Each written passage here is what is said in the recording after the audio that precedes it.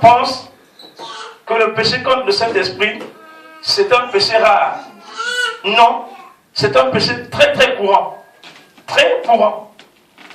Et je dis très courant, quand je dis très courant, ça dit qu'il y a la majorité des gens qui sont dans l'église, je dis bien la majorité des personnes qui viennent à l'église sont peut-être déjà dans ce péché.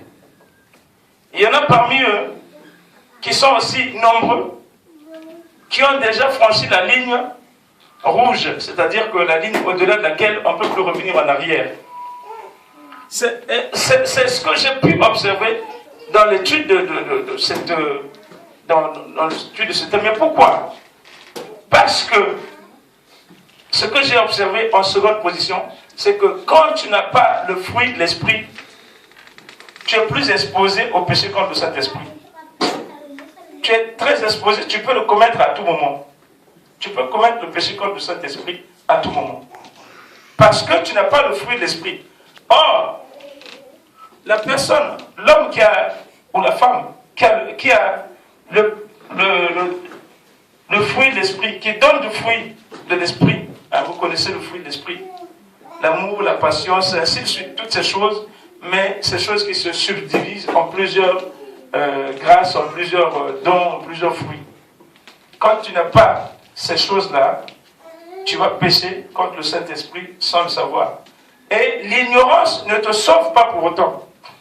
L'ignorance ne te sauve pas. Ce n'est pas parce que tu ne sais pas que tu pèches contre l'Esprit de Dieu que tu vas être pardonné. Un seul cas dans la Bible, c'est l'apôtre Paul. L'apôtre Paul avait péché contre l'Esprit. Les gens ne le savent peut-être pas. L'apôtre Paul a lapidé Étienne. L'apôtre Paul a détruit l'église de Dieu. L'apôtre Paul a saccagé les serviteurs de Dieu. Mais Dieu lui a fait une grâce exceptionnelle. Pourquoi? Parce qu'il agissait par ignorance. Il croyait servir Dieu. Il croyait travailler pour Dieu, mais il travaillait pour le diable. C'est une situation exceptionnelle. C'est-à-dire que tu crois travailler pour Dieu, mais tu travailles contre Dieu. C'est ce qui est arrivé à l'apôtre Paul, c'est ce qui est arrivé à des gens comme Gamaliel. Un jour, j'ai posé franchement la question au Seigneur, est-ce que Gamaliel est sauvé? Dieu ne m'a pas dit oui ou non, mais j'ai eu la conviction de mon cœur que Gamaliel est au ciel. J'ai eu cette conviction. Pourquoi? Parce que Gamaliel est celui qui a dit, ne courez pas le risque d'avoir combattu contre Dieu. Donc, s'il a dit cette chose, c'est parce que dans sa démarche, étant même pharisien, Gamaliel n'était pas dans l'excès. Gamaliel n'était pas dans un comportement excessif. Il était modéré. C'était un homme modéré, mais dans sa modération, il cherchait la face de Dieu. Il voulait comprendre ce que Dieu allait lui dire, ce que Dieu allait lui révéler par rapport à cette chose. Et comme il n'a pas forcément la révélation, parce que Gamaliel, tout enseignant qu'il était, parce que c'était un docteur de la loi, Gamaliel, mais il n'avait pas la révélation. Il connaissait la loi, il pouvait expliquer la loi, il pouvait décortiquer la loi de Dieu, la loi de Moïse, y compris les prophètes et tout ça. Il pouvait même prophétiser à longueur de journée parce que les enseignants sont des prophètes, alors des prophètes finis. Malgré tout ça, il lui manquait quelque chose, il lui manquait la révélation de Christ. Mais il restait très prudent. Vous savez, quelqu'un qui enseigne la parole de Dieu, c'est une sentinelle. C'est la première sentinelle, c'est la personne qui enseigne la parole de Dieu, qui est dans les Écritures. Quand tu es loin de la parole de Dieu, tu es exposé au péché contre le Saint-Esprit. Tu vas le commettre à tout moment. Mais quelqu'un qui est dans la parole, chaque jour, chaque parole qu'il lit, chaque phrase qu'il lit dans la parole, l'interpelle. Parce que Dieu lui parle. Et chaque jour, moi je vous dis que les enseignements que je donne aujourd'hui, il y a quelques années, je ne les donnais pas. J'avais la fougue, j'avais la détermination, j'avais le zèle pour l'évangile, mais je n'avais pas forcément toute la connaissance et pas non plus la révélation et pas le fruit de l'esprit non plus. Amen. Mais plus tu marches, plus le fruit de l'esprit vient parce que plus tu lis, plus tu apprends, plus tu enseignes, le fruit de l'esprit vient. Et tu développes ce qu'on appelle la prudence. Ce n'est pas écrit comme fruit de l'esprit. La prudence, je vous dis, c'est un fruit de l'esprit. La tempérance, ça va dans le même sens. C'est-à-dire que Gamaliel avait la prudence. Gamaliel savait garder ses lèvres fermées. Il pouvait avoir une pensée dans son cœur, mais jamais il ne donnait cette pensée comme ça, il nous lâchait. Ce sont les insensés qui lâchent. Comme un insensé lâche, il tombe du coup sur le péché du Saint-Esprit. Il tombe sur le péché contre le Saint-Esprit. Je vais lire d'abord un passage. J'ai choisi de Marc. C'est dit dans le livre de Matthieu, mais j'ai choisi Marc parce que Marc est très précis sur le péché contre le Saint-Esprit. Alléluia. Amen. Donc je vais lire dans Marc 3 à partir du verset 20. Ils se rendirent à la maison et la foule s'assembla de nouveau, en sorte qu'ils ne pouvaient même pas prendre leur repas. On parle de Jésus et ses disciples. Les parents de Jésus, ayant appris ce qui se passait, vinrent pour se saisir de lui, car ils disaient, il est hors de sens. Les parents de Jésus, ayant appris ce qui se passait, vinrent pour se saisir de lui, parce qu'ils disaient qu'il est hors de sens. Alléluia. Est-ce que vous imaginez ça? Un adulte qui enseigne dans la synagogue, un adulte qui est rabbin, car Jésus était rabbin, un rabbin qui enseigne, on veut se saisir de lui en disant qu'il est hors de sens, qu'il est devenu fou. Alléluia. Il y a quelques jours, il y a 3 semaines à peu près, pas plus de 3 semaines, je marchais dans la rue, au mai, et je rencontre ma nièce. Je rencontre une de mes nièces qui habite au mai. Et ma nièce me raconte une histoire très curieuse. Elle me dit, ils étaient au mariage. Il y a son frère qui vient du Canada, ils étaient partis à un mariage. Et là-bas, une personne de ma famille, je ne dirais pas, une personne très proche, une personne de ma famille, de sang. On lui demande, mon neveu qui vient du Canada lui demande, mais est-ce que tu as les nouvelles de Pierre? Donc, elle demande de mes nouvelles. Cette personne lui dit, oui, je sais qu'il habite au Mai. Il habite par là-bas, mais il est devenu fou. Il est devenu fou. Fais attention parce qu'il est devenu fou. Est-ce que vous réalisez ça? Quelqu'un de ta famille proche qui dit, il est devenu fou. Donc lui, paniqué, il va voir sa soeur, il va dire, mais j'ai appris que ton soeur est devenu fou. Sa soeur lui dit, non, mais tu écoutes celle-là qui raconte des bêtises. Il ne l'écoute pas. Tonton, je le vois tout le temps, il est en mode santé, il n'est pas fou. Et en plus, il a des enfants. Donc voici quelqu'un qui a 5 enfants, une femme, on dit qu'il est devenu fou. Fou. Ça veut dire que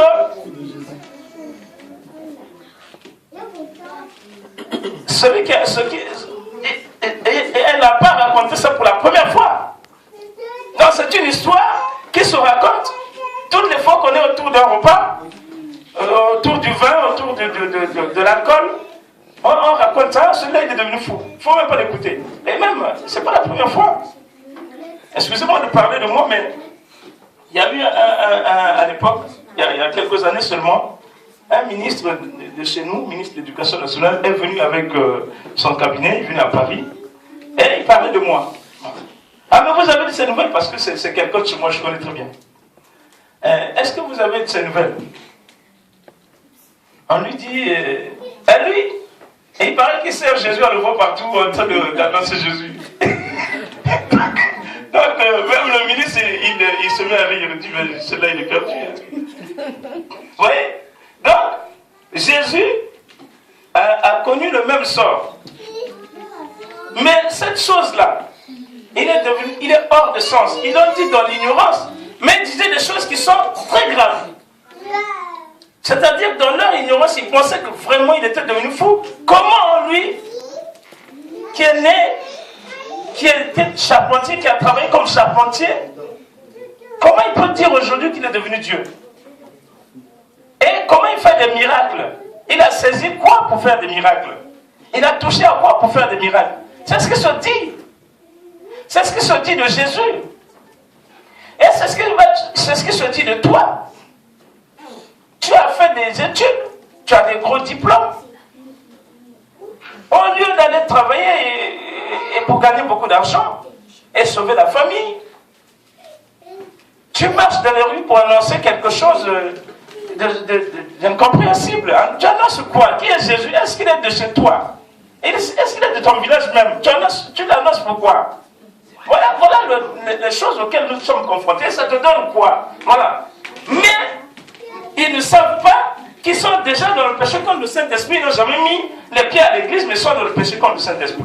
La différence entre quelqu'un qui a péché contre l'Esprit de Dieu, mais qui est dans le monde, et celui qui est dans l'église, c'est parce que celui qui est dans le monde n'a pas la connaissance, n'a pas la parole, n'a pas Jésus. Mais lorsque tu as déjà la connaissance, tu es inexcusable. Lorsque tu as entendu 200, 250, 300, 500 prédications, tu es inexcusable parce que une seule prédication est un enseignement pour toi. Si tu brades le potentiel que Dieu a mis en toi, si la chose que Dieu a mis en toi, tu la souilles, tu la salues, tu te fais voler cette chose, car ça arrive par ignorance, par idiotie, on se fait voler ce que Dieu t'a donné. Donc tu deviens inutile parce qu'on t'a volé ce qui fait ta force en vol. Alléluia. La Bible dit dans le livre d'Apocalypse, fais attention que personne ne te prenne ce que je t'ai donné. Garde ce que je t'ai donné. Et c'est pourquoi je parle du dépôt. Je parle du dépôt, il y a un dépôt en nous, il y a un dépôt en toi. Et encore un dépôt excellent chez les apôtres et les prophètes. Excellent. Ce dépôt, c'est comme un arbre vert qui n'a pas de feuilles, qui n'a pas de branches. C'est comme une racine qui n'a rien. Donc, ce n'est pas les foules qui vont enlever cette chose-là. Cette chose, elle est là. C'est un dépôt qui est là. Il ne bouge pas qu'il y ait foule ou pas foule. Elle est là. Ce dépôt est là. Alléluia. Que personne ne t'enlève ce dépôt-là. Que personne ne te l'enlève. C'est parce que tu presses dans une église de 10 personnes que ce dépôt part. Il est là. Pourquoi il est là? Parce que ce dépôt est fait pour nourrir, pour donner la vie. Donc, un apôtre, un prophète, c'est quelqu'un qui doit transmettre la vie. Tu dois la transmettre. L'apôtre Paul bâtissait certes des églises, mais il n'en avait pas. Il y a des moments où il se retrouve en prison, et c'est parce qu'il a été en prison qu'il a reçu la révélation. Des lettres excellentes qu'il a écrites, qui sont devenues aujourd'hui des épîtres inspirées par l'Esprit de Dieu. C'est-à-dire que la vie carcérale a développé en lui un contact et la souffrance a développé en lui quelque chose d'excellent. Comme Job. Vous voyez, Job, ce qu'il a écrit, c'est extraordinaire. On n'aurait pas eu le livre de Job si Job n'avait pas perdu sa famille, si Job n'était pas tombé malade. Parce que Dieu choisit la souffrance, Dieu choisit la faiblesse pour déposer quelque chose. Alléluia. C'est ça. C'est ça. Quand tu traverses, tu es dans la vallée de l'ombre de la mort. Quand tu traverses la souffrance, c'est là que Dieu dépose quelque chose parce que Dieu prend plaisir aux choses qui sont rejetées. Dieu prend plaisir aux pauvres. Dieu prend plaisir aux faibles. Alléluia. Donc, réjouis-toi de ta faiblesse parce que dans ta faiblesse, tu es fort. Un qui dit je suis fort, je suis un apôtre excellent. Non! Il ne se glorifiera pas. Le dépôt est là, mais il va le fructifier en allant voir un féticheur. Comme ça, ça va produire. Mais ce n'est pas ça que Dieu veut. Alléluia. Amen. Voilà donc. Jésus, qu'est-ce qu'il va déclarer? Ses parents déjà l'ont classé comme un fou. Donc quelqu'un qui est hors société. Il est à l'écart de la société, il est à l'écart du monde. Voilà comment les paroles de Jésus ont présenté Jésus. Et les scribes qui étaient descendus de Jérusalem dirent: il est possédé de Belzébul. Les scribes disent qu'il est possédé de Belzébul. C'est par le prince des démons qui chasse les démons.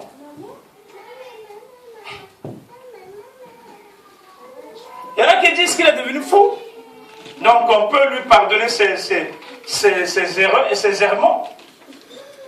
Mais il y en a qui disent qu'il est possédé par l'esprit de Belzébul. Ça veut dire qu'il est saint. Il n'est pas fou, il est saint. Mais il y a le prince des démons qui est en lui, qui lui fait dire ces choses-là.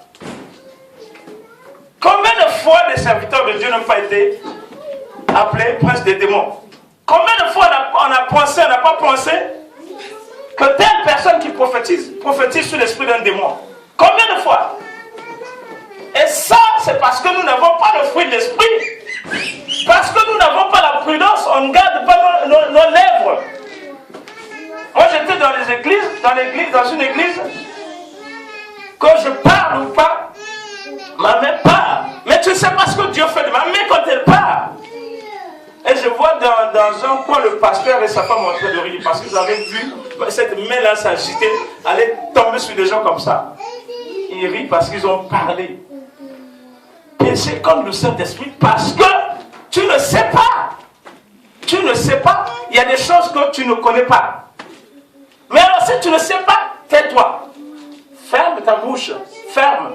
Ferme-la. Si tu ne sais pas, tais-toi. Et c'est là que nous péchons contre l'Esprit de Dieu. Quelqu'un qui n'est pas converti, c'est quelqu'un qui va parler à tout bout de champ. La langue ne peut pas s'arrêter. La langue doit parler. Et comme il parle, Dieu dit: tu es arrogant, tu es audacieux. Tu ne crains pas les gloires. Les gloires, ce sont ceux qui annoncent l'évangile. Les gloires, ce sont ceux qui ont reçu l'onction de Dieu. Les gloires, ce sont ceux qui ont reçu le feu de Dieu. Les gloires, ce sont ceux qui prêchent, qui ont reçu l'autorité de Dieu. Les gloires, ce sont les anges. Il dit que les anges supérieurs en force et en puissance ne prononcent pas contre elle de jugement injurieux devant Dieu. Un ange ne se permettrait jamais de calomnier, de critiquer quelqu'un qui annonce l'évangile. Jamais. Parce que le péché contre le Saint-Esprit, je le dirai tout à l'heure, a été commis pour la première fois au ciel. Alléluia. C'est au ciel. Jamais un ange ne se permettrait d'aller critiquer l'apôtre Pierre devant Dieu. Ce jour-là, il va se retrouver en enfer. Parce que Dieu ne veut pas que le ciel soit de nouveau souillé. Et voici des scribes qui sont instruits, qui ont la connaissance, qui ont la parole dans leur bouche. Parce que c'est des gens qui méditent la parole jour et nuit. Dans les moindres phrases, et c'est ce qui manque à l'église lorsqu'on parle enseignement, ils sont 3 ou 4 à venir. Mais c'est ça qui va te sauver. C'est ça qui va t'empêcher d'aller dans la GN. C'est pas l'imposition des mains. C'est pas les miracles. C'est pas les miracles qui vont te sauver. C'est pas parce que tu cours après un pasteur pour de façon extraordinaire que tu vas aller au ciel. Non. Dieu veut que tu deviennes ce pasteur-là. Amen. Dieu veut que tu deviennes Christ. Dieu veut que tu deviennes Christ. Parce que tu dois atteindre la stature parfaite de Christ. Dieu ne veut pas des enfants. Dieu ne veut pas des enfants qui mangent la parole et qui ne grandissent pas, qui ne grossissent pas, qui sont chétifs. Non. Mange pour grandir. Quand il dit je jugerai entre brebis et brebis, il a dit. Il n'a pas dit seulement je jugerai entre brebis et bouc. Il a dit aussi je jugerai entre brebis et brebis. Pourquoi tu es chétif? Pourquoi tu n'avances pas? Pourquoi tu ne grandis pas? Pourquoi il n'y a aucune sagesse qui sort de ta bouche? Pourquoi tu n'es pas arrosé par l'esprit? péché contre le Saint-Esprit. Parce que parfois tu es arrogant, tu es insolent, le Saint-Esprit ne peut pas venir sur toi. Il ne vient pas parce que tu es insolent, parce que tu n'es pas converti. Parce que tu n'es pas seulement arrogant, audacieux, mais la Bible dit, ces gens sont des fontaines sans eau. C'est-à-dire que l'enveloppe que Dieu a déposée en toi, le corps qui est censé être le temple du Saint-Esprit, ne donne rien. C'est comme un arbre sans sève, un arbre sans feuilles, un arbre sec. Et tu dis maintenant, qu'est-ce qui m'arrive maintenant? Qu'est-ce que j'ai fait à Dieu pour devenir comme ça? Qu'est-ce que tu as fait à Dieu? Tu dis que le serviteur de Dieu est devenu fou. Et tu dis encore, qu'est-ce que j'ai fait à Dieu? Alors que tu dis que le serviteur de Dieu est saisi de l'esprit de Belzébul. Qu'est-ce qu'ils disent? Les scribes.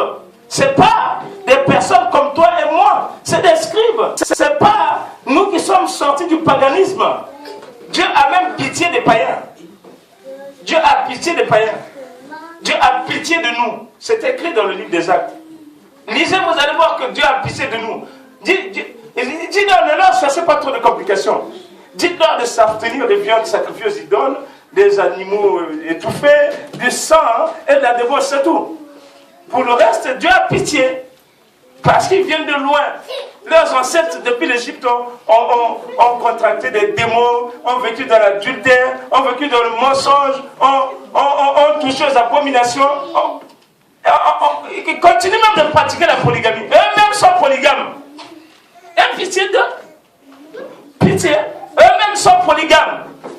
Parce que quand tu te souviens, alors tu te retrouves dans la rue, tu commences à faire la cour aux jeunes filles, tu es polygame. Parce que si Dieu dit j'enlève ma loi, le lendemain, 80% des pasteurs vont prendre 2-3 femmes. C'est parce qu'il y a la loi, la menace de la loi. Comme il y a la menace de la loi, les gens peuvent aller chercher une deuxième femme ou une troisième femme. Mais si Dieu dit ça y est, Jésus revient, j'enlève la loi, vous allez voir. Vous allez voir, le lendemain, il y aura 80% de pasteurs polygames.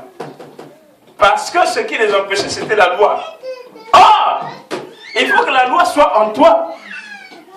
Une fois que la loi est en toi, tu ne peux pas aimer la polygamie. Mais si tu aimes la polygamie, tu ne peux pas la faire par peur. C'est que tu es encore polygame. Alléluia. Tu le fais par crainte et non par amour. Donc tu n'es pas guéri. Je ne sais pas si quelqu'un a compris. Qu'est-ce qu'ils disent encore? Jésus les appela. Jésus appelle les scribes. Ce n'étaient pas des gens qu'on appelle comme ça. Un scribe, ce n'était pas n'importe qui. Ce n'est pas quelqu'un qu'on va appeler comme ça.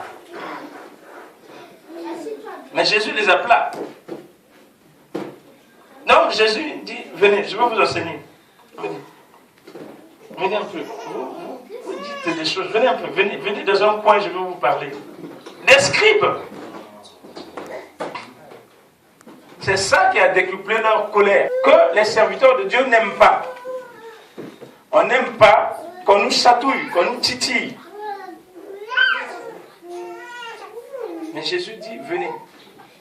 C'est l'autorité de la parole qui parle. L'autorité de la parole de Dieu. Viens. Je vais te parler. J'ai des choses à te dire. Quand Paul a vu que Pierre marchait dans le désordre, que Pierre était dans l'hypocrisie, Paul lui a dit, il faut arrêter. Comment tu peux judaïser alors que toi-même, tu es hypocrite? C'est l'autorité de la parole. Comme ils ne veulent pas la parole, ils ont formé un syndicat de serviteurs de Dieu. Entre eux, ils ne se critiquent pas. Ils appellent des foules. Ils marginalisent les serviteurs de Dieu qui sont capables